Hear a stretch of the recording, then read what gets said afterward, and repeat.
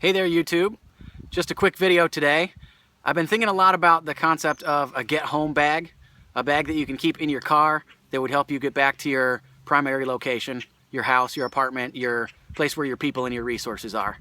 And so I've been trying to think of a few things that would help me make a journey from quite a distance. I work about 30 miles from my house, and so if I ever got stuck in that city and had to get back to my place on foot, I would be trying to think about what kinds of things I would need in that bag to help facilitate that journey.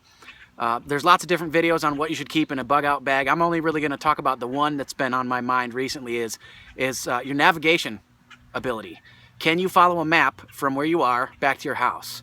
Now, chances are pretty good if you're stuck at work and you need to get home, you probably know how to get there. You travel that commute every day if you're like most people. But if there's a civil uprising, or if there's some other major event that doesn't allow you to travel the way that you drive, you might have to make that trip on foot and you might have to take a different route. So being able to navigate by a map is going to be important. The problem is, everything I know about land navigation is from the military, and they taught me everything in meters, right? But all my maps I have of my local area are in miles. And so how do you make that conversion? Well, I know roughly about how many meters are in a mile. I get that. You can do the math in your head. But one of the last things I'm going to want to have to do probably when I'm trying to get home to my loved ones is math. So I was trying to work out a way to figure out what does my pace count mean on a map that's measured in miles when my pace count is measured in meters.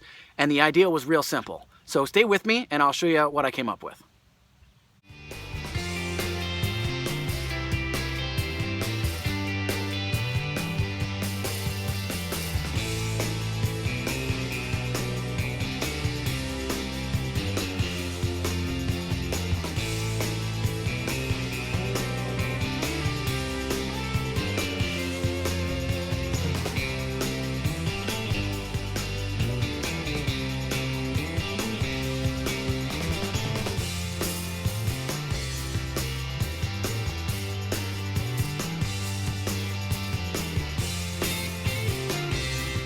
All right, so here's what I came up with.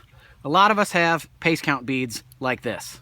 And for every 100 meters you walk, you pull a bead and it measures in 1, 2, 3, 4, 5, 6, 7, 8, 900 meters, and then finally a kilometer. So it's a lot like an abacus, where every so often you pull these down, that equals one of these. And every time you pull these down, that equals a unit of measurement. I took the same concept and I wanted to apply it, but I don't have my county maps. My local maps don't come in meters. I know you can order them. You can order topographical maps of any area, but the ones they hand out at the gas station are free. And I was trying to figure out a way to make my pace count make sense on a map that I don't have to pay for. So here's what I came up with. Alternate pace count beads. You'll notice there aren't as many on here, and this is just a homemade kind of a trial version. I'll probably set something up that looks a little bit nicer that I can actually attach to my get home bag. But this is set up to be in miles, and all I have to do is measure my pace count and how many steps it takes, not in 100 meters, but in a quarter mile, which is going to be about 4 times that 100-meter number, if I remember my high school track math correctly. But here's what it does, right? You move the small ones first. Let's say you're hanging this from your pack by my left hand, right? And every time you walk a quarter mile, you move a low knot. So there's a quarter mile right there. And then there's a half a mile right there. And then there's 3/4 of a mile. You push them back up. And then 1 mile. Half, quarter, 3/4, 2 miles, and 3 miles, and 4 miles, and then finally 5 miles. So this particular pace count method will reset after every 5 miles. Okay, I hope that was helpful. I hope everybody learned something. I'm glad I found out what I found out, because it's going to help me rest my mind a little easier when I'm planning on getting home from quite a distance away.